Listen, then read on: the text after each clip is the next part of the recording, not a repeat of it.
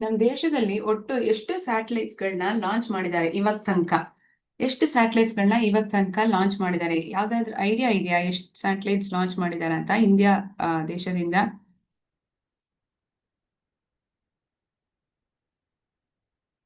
342. 342 ಸ್ಯಾಟಲೈಟ್ಸು ಇಂಡಿಯಾದಿಂದ ಇವಾಗ ತನಕ ಲಾಂಚ್ ಆಗಿದೆ. ಆಯ್ತಾ? ಸೊ ನೆನ್ಪಲ್ಲಿ ಇಟ್ಕೊಳ್ಳಿ, ಎಲ್ಲಾದ್ರೂ ಒಂದ್ ಕಡೆ ಬರ್ದಿಟ್ಕೊಳ್ಳಿ. ನಿಮ್ಮ ಕರೆಂಟ್ ಅಫೇರ್ಸ್ ನಾಲೆಜ್ಗೆ, ಜನರಲ್ ನಾಲೆಜ್ಗೆ ಇದು ತುಂಬಾ ಉಪಯೋಗ ಆಗತ್ತೆ. ಆಯ್ತಾ?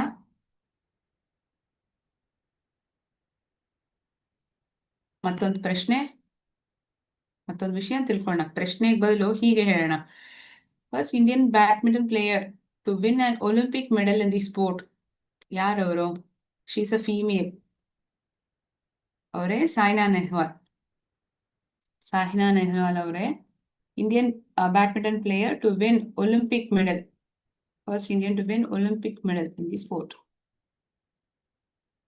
ಯಾವ ಊರ್ನ, ನಮ್ಮ ದೇಶದಲ್ಲಿ ಯಾವ ನಗರನ್ನ ಸಿಟಿ ಆಫ್ ಲೇಕ್ಸ್ ಅಂತ ಕರೀತಾರೆ?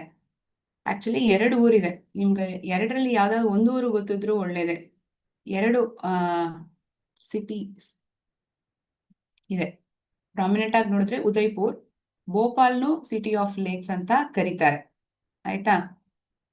ಉದಯ್ಪುರ್ನು ಸಿಟಿ ಆಫ್ ಲೇಕ್ಸ್ ಅಂತ ಕರೀತಾರೆ. ಭೋಪಾಲನ್ನು ಹೆಚ್ಚಾಗಿರೋ ಕೆರೆಗಳಿದೆ, ಸಿಟಿ ಆಫ್ ಲೇಕ್ಸ್ ಅಂತ ಹೇಳ್ತಾರೆ. Detroit of Asia. Detroit of Asia.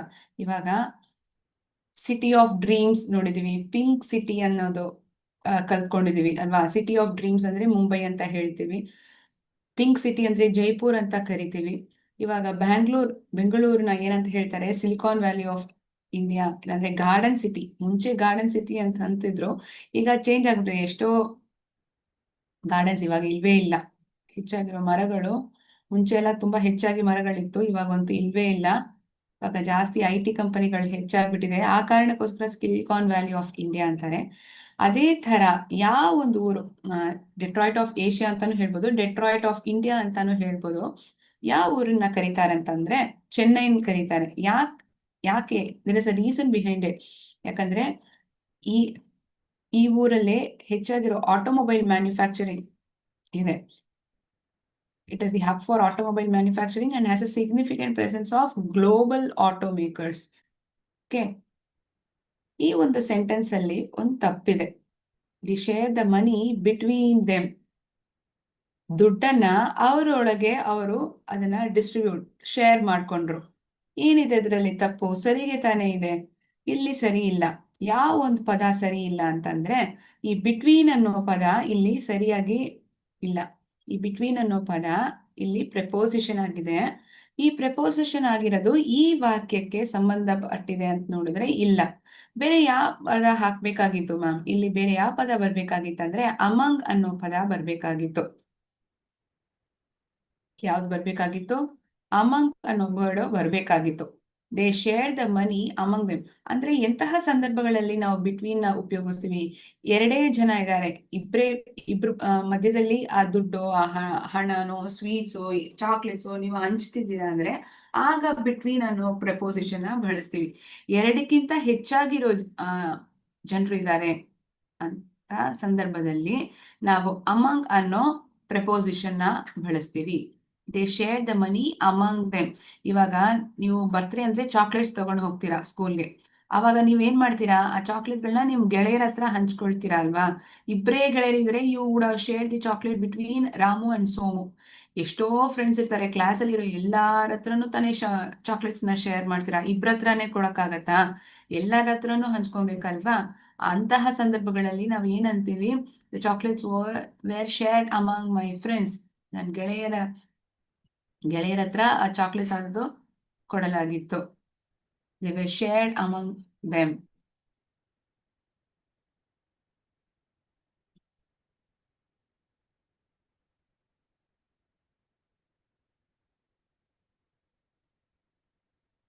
ಇವಾಗ ತನಕ ನಮ್ಮ ದೇಶದಲ್ಲಿ ಎಷ್ಟು ಸ್ಯಾಟಲೈಟ್ಸ್ ಲಾಂಚ್ ಆಗಿದೆ? 342. Indian badminton player to win Olympic medal Saina Nehwal. City of lakes ಅಂತ ಯಾವ್ದನ್ನ ಕರಿತೀವಿ? ಪ್ರಮಾಣವಾಗಿ ಉದಯ್ಪುರ್. ಭೋಪಾಲ್ನು ಕರೀತಾರೆ. ಡೆಟ್ರಾಯ್ಟ್ ಆಫ್ ಏಷ್ಯಾ ಅಂತ ಯಾವ ಊರ್ನ ಕರೀತಾರೆ? ಚೆನ್ನೈನ. ಡೆಟ್ರಾಯ್ಟ್ ಆಫ್ ಇಂಡಿಯಾ ಆದ್ರೂ ಸರಿ, ಡೆಟ್ರಾಯ್ಟ್ ಆಫ್ ಏಷ್ಯಾ ಆಗಿದ್ರು ಸರಿ, ಚೆನ್ನೈನೇ ಕರೀತಾರೆ. ಯಾಕಂದ್ರೆ ಅಲ್ಲೇ ಆಟೋಮೊಬೈಲ್ ಮ್ಯಾನುಫ್ಯಾಕ್ಚರಿಂಗ್ ಹೆಚ್ಚಾಗಿದೆ. ಆ ಕಾರಣಕ್ಕೋಸ್ಕರ ಒಂದು ಸೆಂಟೆನ್ಸ್ ಅಲ್ಲಿ ಎರರ್ ಇತ್ತು, ಅದೇನ್ ಮಿಸ್ಟೇಕ್ ಅಂತ ತಿಳ್ಕೊಂಡ್ವಿ, ಹೇಗ್ ರೆಕ್ಟಿಫೈ ಮಾಡೋದಂತಾನು ನೋಡಿದೀವಿ. ಕರೆಕ್ಟಾ? ಸೊ ಇವತ್ತಿನ ಸೆಷನ್ ಶುರು ಮಾಡಕ್ ಮುಂಚೆ ನಾನು ಏನಂದೆ, your efforts your rewards.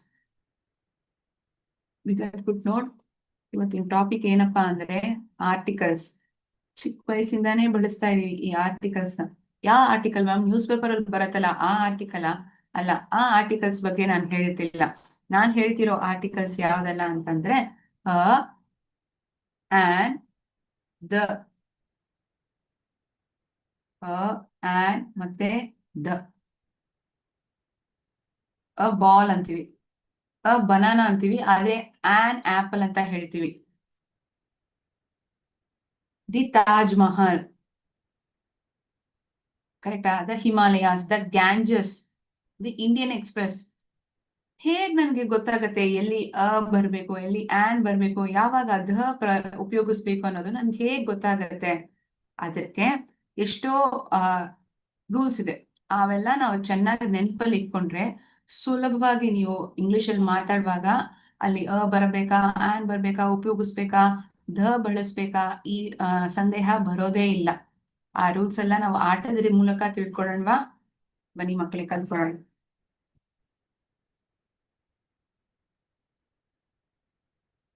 Screen ನಾನು ಶೇರ್ ಮಾಡ್ಕೊಳ್ತೀನಿ.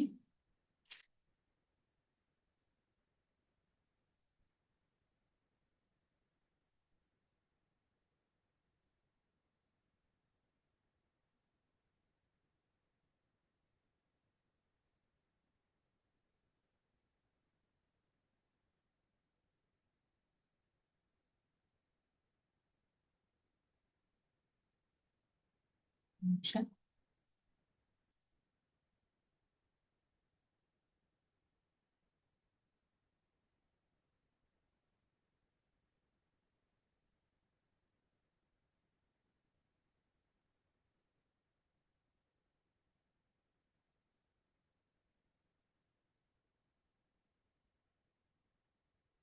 ಎಂತಹ ಸಂದರ್ಭಗಳಲ್ಲಿ ನಾವು ಆರ್ಟಿಕಲ್ ಆಗಿರೋ ಅರ್ನ್ ಉಪಯೋಗಿಸ್ತೀವಿ ಅನ್ನೋದು ಇಲ್ಲಿ ಹೆಡರ್ಸ್ ಅಲ್ಲಿ ನೀವು ನೋಡ್ಬೋದು.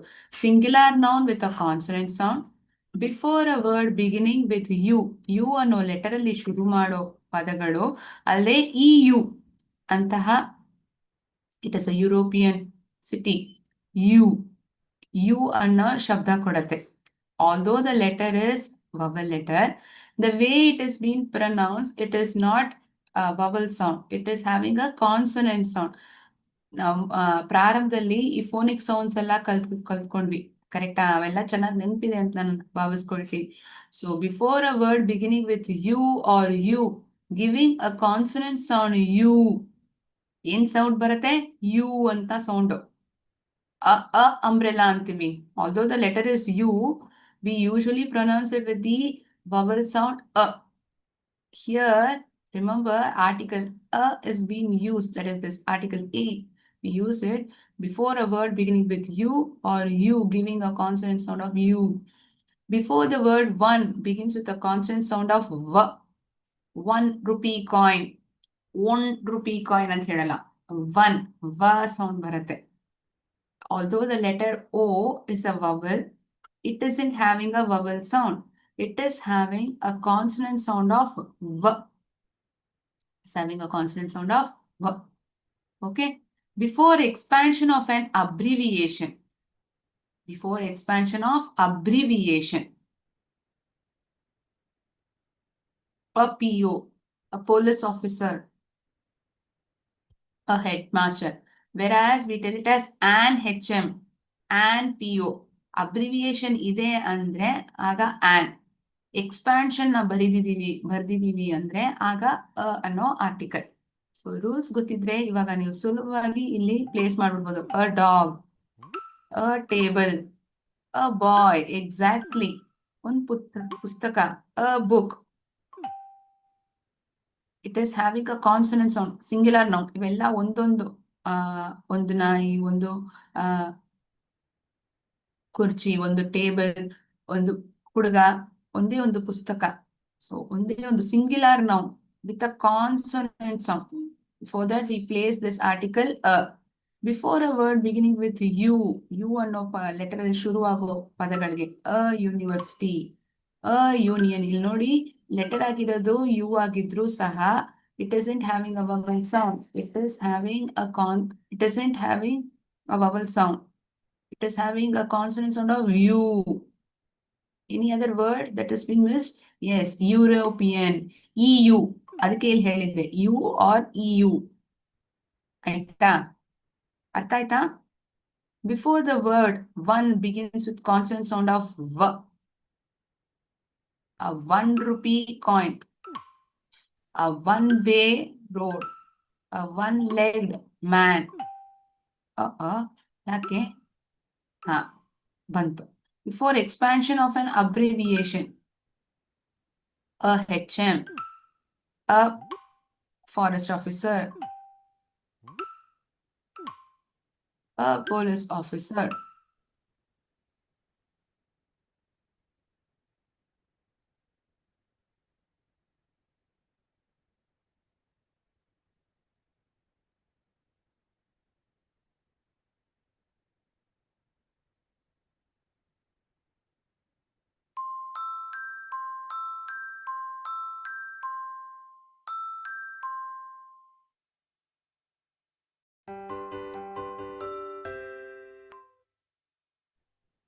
ಸೊ ಇಂತಹ ಜಾಗಗಳಲ್ಲಿ ನಾವು ಅನ್ನೋ ಆರ್ಟಿಕಲ್ ನ ಉಪಯೋಗಿಸ್ತೀವಿ ಅಂತ ಗೊತ್ತಾಗಿದ್ಯಾ? Clear enough? When and where exactly we use.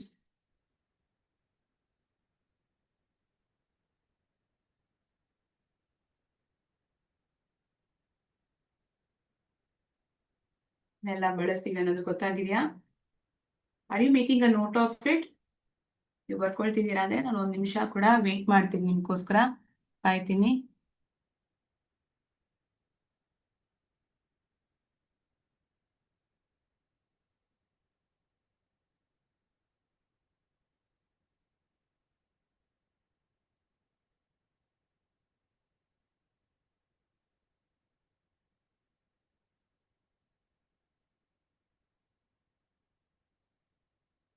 ಬರ್ತ್ಕೊಂಡಿದ್ದೀರಾ ಅಂತ ಅನ್ಕೊಂತ ನೆಕ್ಸ್ಟ್ ಆರ್ಟಿಕಲ್ ಆನ್ಸ್ ನೋಡೋಣ ನಾವೀಗ.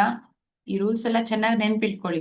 ಆದ್ರೆ ಅಲ್ಲಿ ಕೊನೆಯಲ್ಲಿ ಪ್ರಶ್ನೆಗಳನ್ನ ಕೇಳ್ತೀನಿ, ನೀವೇ ಐಡೆಂಟಿಫೈ ಮಾಡ್ಬೇಕು ಆನ್ಸರ್ಗಳನ್ನ. ಆಯ್ತಾ?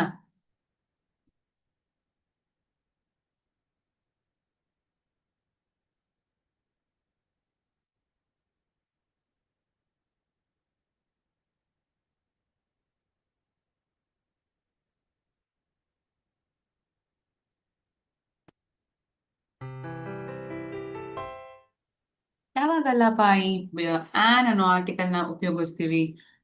Before words beginning with silent ಹೆಚ್ಚಾಗಿರೋದು ಕಾನ್ಸನೆಂಟ್ ಲೆಟರೇ ಅಲ್ವಾ? ಯಾಕೆ ನಾನು ಅಲ್ಲಿ ಆನ್ ನ ಬಳಸ್ಬೇಕು? ಅಲ್ಲಿ ಏನಂತಿದ್ದೀನಿ ಅಂದ್ರೆ ಸೈಲೆಂಟ್ ಹೆಚ್ ಅಂತ ಹೇಳ್ತಿದ್ದೀನಿ. ಹೆವಿ, ಹೈರಾರ್ಕಿ ಆತರ ಆ ಸೌಂಡ್ ಬರ್ತಿಲ್ಲ. Honour, art, hotel, like that. Sorry, these kind of words wherein the letter H itself is silent, those cases we use this article an. So first one, before words beginning with silent H, I told. Let us see those words.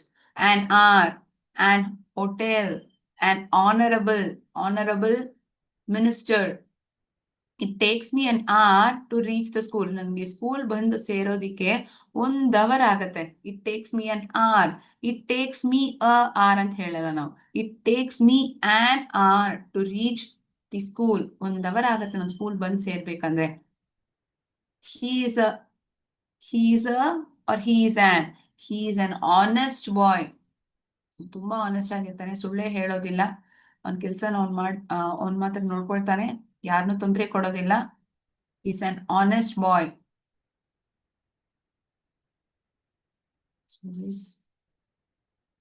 Usage of and for silent H words. Next, when we are referring something for the first time, ಇದೇ first time. Can you please give me a pen? ಯಾವುದೋ ಒಂದು pen random ಆಗಿ specific ಆಗಿ ನಾನು ಕೇಳ್ತಿಲ್ಲ, random ಆಗಿ ಯಾವುದೋ ಒಂದು pen ಅನ್ನ ಕೊಡಿ, ಒಂದು ಪುಸ್ತಕನ ಕೊಡಿ ಅಂತ ಹೇಳುವಾಗ ಆಗ ಆರ್ಟಿಕಲ್ಸ್ ಅನ್ನೋದನ್ನ ಆರ್ಟಿಕಲ್ ಆಗಿರೋ ಆನ್ ನ ಐಮ್ ಸೋ ಸಾರಿ ನಿಮಿಷ to refer something for the first time, ಮೊದಲೇ ಸತಿನೇ ಇದ್ರ ಬಗ್ಗೆ ನಾವು ನೋಡ್ತಿದ್ದೀವಿ. An elephant fell and a mouse fell into the pond. ಒಂದು ಆನೆನು ಮತ್ತೆ ಒಂದು ಇಲಿ ಆ ಕೆರೆಯಲ್ಲಿ ಬಿದ್ದೋಯ್ತು, ಆ ಕೊಳದಲ್ಲಿ ಬಿದ್ದೋಯ್ತು. ಆನ್ ಎಲಿಫೆಂಟ್ ಮೊದಲು ಸತಿ, ಇದೇ ಫಸ್ಟ್ ಟೈಮ್ ಆನೆ ಬಗ್ಗೆ ಮಾತಾಡ್ತಿದ್ದೀರಾ, ಇದಕ್ ಮುಂಚೆ ನೀವು ಹೇಳಲಿಲ್ಲ. ಇದಕ್ ಮುಂಚೆ ನೀವು ಹೇಳಿದೀರಾ ಆ ಆನೆ ಬಗ್ಗೆನೇ ಇವಾಗ್ಲೂ ನೀವು ಮಾತಾಡ್ತಿದ್ದೀರಾ ಅಂದ್ರೆ ಆಗ ಫಸ್ಟ್ ಸೆಂಟೆನ್ಸ್ ಅಲ್ಲಿ ಆನ್ ಎಲಿಫೆಂಟ್ ಅಂದಿರ್ತೀರಾ, ಮುಂದಿನ ಸೆಂಟೆನ್ಸ್ ಅಲ್ಲಿ ನೀವು ದ ಎಲಿಫೆಂಟ್ ಅಂತ ಹೇಳಿರ್ತೀರಾ. If the context is already known, we use article the. If it is being used for first time, we use the article an. Since the letter is E and having a vowel sound a, we prefix it with the article an. Here the letter is M, a consonant letter with a consonant sound. That is why we are prefixing with the article a. An elephant, a mouse. Okay?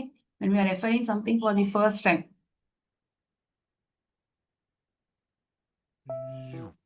Before a word beginning with a vowel. ಇದು ತುಂಬಾ ಮುಖ್ಯವಾದ rule ಅಲ್ವಾ? Beginning with a vowel, also with a vowel sound.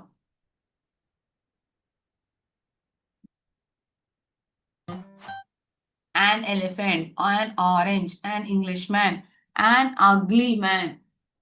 A vowel letter, also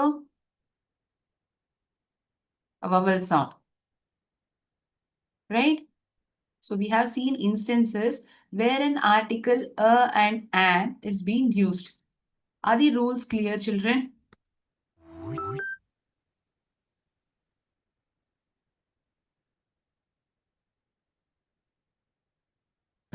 So before the words beginning with silent H, before to refer something for the first time, before a word beginning with a vowel.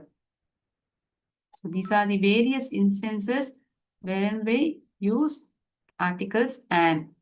Next we'll move on to usage of article the. Shall we? ಕಲ್ತ್ಕೊಳ್ಳೋಣವಾ?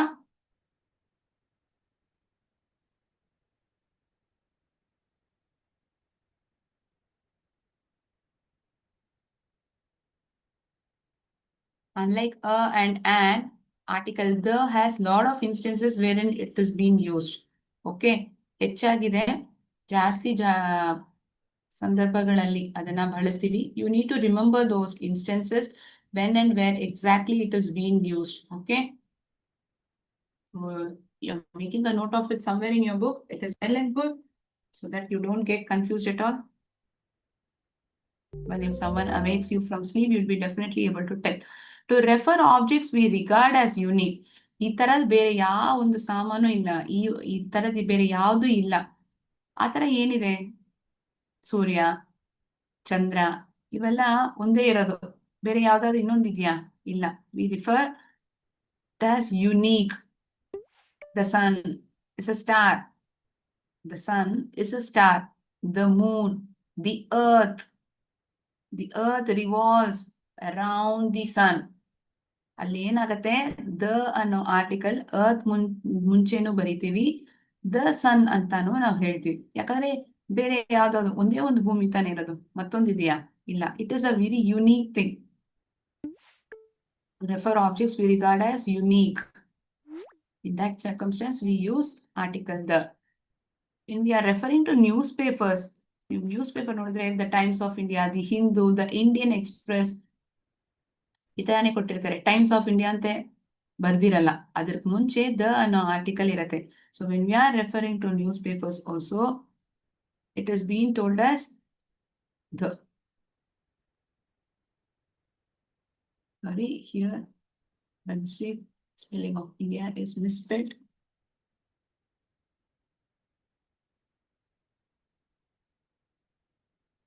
The Times of India.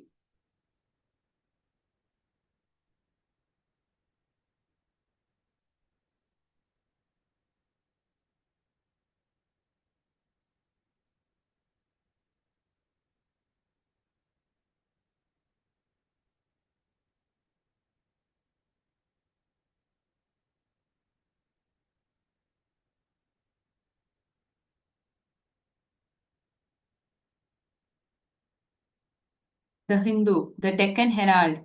Yes, something wherein we are referring to newspapers. At point of time, we use the article the to refer something that has already been mentioned. ಇವಾಗ ಮೊದಲೇ ಸತಿನೇ ನಾವು ಅದ್ರ ಬಗ್ಗೆ ಮಾತಾಡಿದ್ವಿ. An elephant and mouse fell into the pond ಅಂತ ಹೇಳಿದ್ವಿ. Can you please give me the book that I gave you yesterday? ನಾನು ನಿನ್ನೆ ನಿಮ್ಗೊಂದು ಪುಸ್ತಕ ಕೊಟ್ಟಿದ್ನಲ್ಲ, ನನ್ಗೆ ಅದನ್ನ ತಿರ್ಗಾ ಕೊಡ್ತೀಯಾ? ಆಗ ನಾನು ಆ ಸೆಂಟೆನ್ಸ್ ನ ಮಾತಾಡುವಾಗಲೇ ನೀವು ಗಮನಿಸಿದ್ರೆ, ನಾನು ಯಾವ ಪುಸ್ತಕವನ್ನ ನಿನ್ನೆ ನಿಮ್ಗೆ ಕೊಟ್ನೋ ಅದನ್ನ ನಾನು ತಿರ್ಗಾ ಕೇಳ್ತಿದ್ದೀನಿ. So both the speaker and listener knows which book is being referred at. ಯಾವ ಬುಕ್ ಬಗ್ಗೆ ಮಾತಾಡ್ತಿದ್ದಾರೆ ಅನ್ನೋದು ಕೇಳೋರ್ಗೂ ಸರಿ, ಮಾತಾಡೋರ್ಗೂ ಚೆನ್ನಾಗಿ ಗೊತ್ತಿದೆ. So when it is it refer something that is already been mention, ಅದ್ರ ಬಗ್ಗೆ ಮುಂಚೆನೆ ಹೇಳಿದ್ದಾರೆ, ಆ ಬುಕ್ ಬಗ್ಗೆನೆ ಅದ್ರ ಬಗ್ಗೆನೆ ಹೇಳ್ತಿದೀವಿ ಅಂದ್ರೆ ಆಗ ಆರ್ಟಿಕಲ್ ಆಗಿರೋ ದನ್ ಬಳಸ್ತೀವಿ. I met a girl, first sentence ನೋಡಿ, ಒಬ್ಬ ಹುಡುಗಿನ ನಾನು ನೋಡಿದೆ. ಆ ಹುಡುಗಿ nurse. The girl is a nurse. So first sentence, it is a random girl that you met. But in the second sentence, you are telling something more about the girl. When it has been already referred to, when it has already been referred, article the is being used. First sentence, it is a random girl. Second sentence, it is the girl that you had told previously. Aeroplanes, we prefix it with this article the Indian Airlines, the Air India. Okay. Before superlatives, I am the tallest boy in the class. ನಾನೇ ಈ class ಅಲ್ಲಿ ಇರೋದ್ರಲ್ಲಿ ತುಂಬಾ ಉದ್ದವಾಗಿರೋ ಹುಡುಗ. The tallest, tall, taller, tallest, positive, comparative, superlative, ಇದು ಮೂರು ನಿಮ್ಗೆ ಚೆನ್ನಾಗಿ ಬರುತ್ತಲ್ವಾ? So superlative degree ಮುಂಚೆ ನಾವು ಈ ಆರ್ಟಿಕಲ್ ಆಗಿರೋ ದನ ಖಂಡಿತ ಬಳಸಲೇಬೇಕು. We need to prefix it with this article the. It is the heaviest metal. It is the heaviest metal. The tallest building, the bravest king. When both the speaker and listener know what is being talked about, ಕೇಳೋರ್ಗೂ ಸರಿ, ಮಾತಾಡೋರ್ಗೂ ಯಾವ್ದ್ರ ಬಗ್ಗೆ ಮಾತಾಡ್ತಿದ್ದಾರೆ ಅಂತ ಚೆನ್ನಾಗಿ ಗೊತ್ತಿದೆ ಅಂದ್ರೆ ಅಂತಹ ಸಂದರ್ಭಗಳಲ್ಲೂ ನಾವು ದ ಅನ್ನೋ ಆರ್ಟಿಕಲ್ ನ ಹೇಳ್ತೀವಿ, ಉಪಯೋಗಿಸ್ತೀವಿ.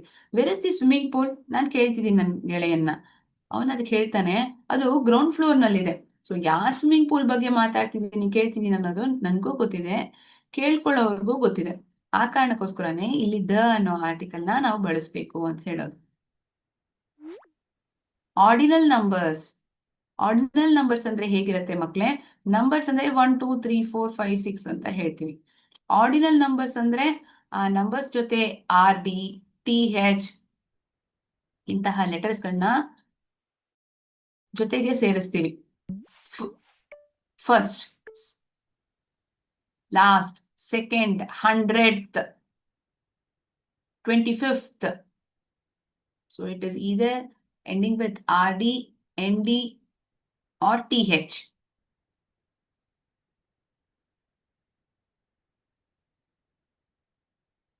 ಕಾರ್ಡಿನಲ್ ನಂಬರ್ಸ್ ಅಂದ್ರೇನೆ 1 2 3 4. ಆಯ್ತಾ?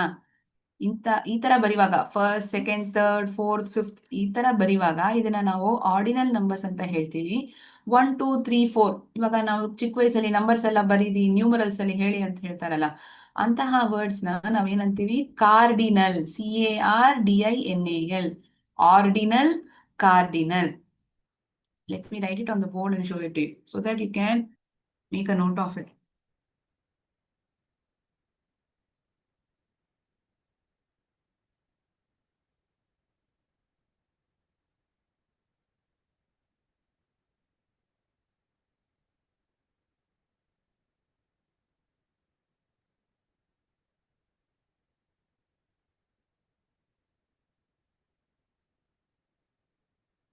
First, second,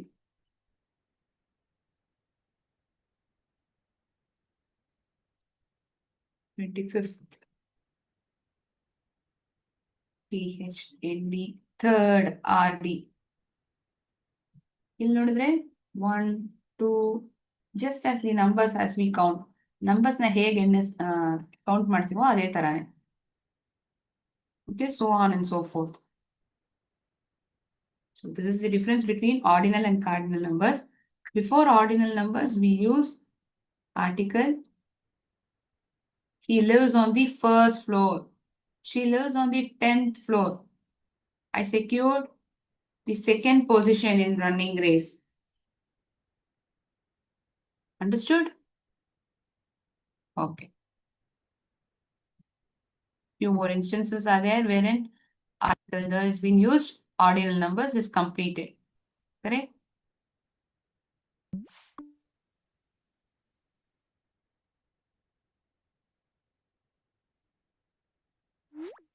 Next, for the directions, we use article the east, the north, the west, the south. Also, you need to remember it should be written in capital letters. Rivers, the Nile, the Ganges, the Kaveri, the Nile, the Tungabhadra. ಆ ನದಿಗಳು ಹೆಸರು ಹೇಳೋದಕ್ಕೆ ಮುಂಚೆ article ಆಗಿರೋದನ್ನ ಬಳಸ್ತೀವಿ.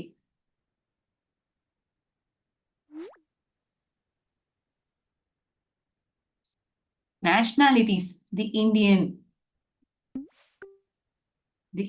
the Americans, the Greeks. For the nationalities also we use article the. Article ನ ಬಳಸ್ತೀವಿ.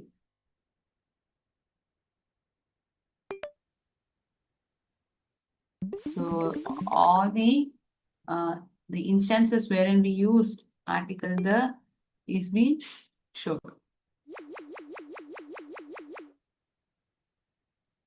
So really 10 instances wherein article the is being used. Fine. If you have made a note of it somewhere or you can remember it really well, you'll be able to answer the questions that I'm sharing on screen now. Okay.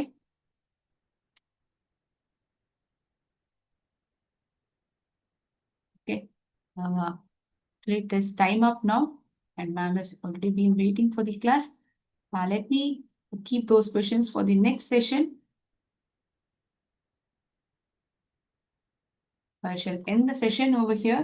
So today's class was about articles, usage of article a, an, and the. Also, we started with a good note and few things about India was also discussed. So, thank you so much, students, teachers, and coordinators. Have a great day ahead. Interesting session is awaiting for you.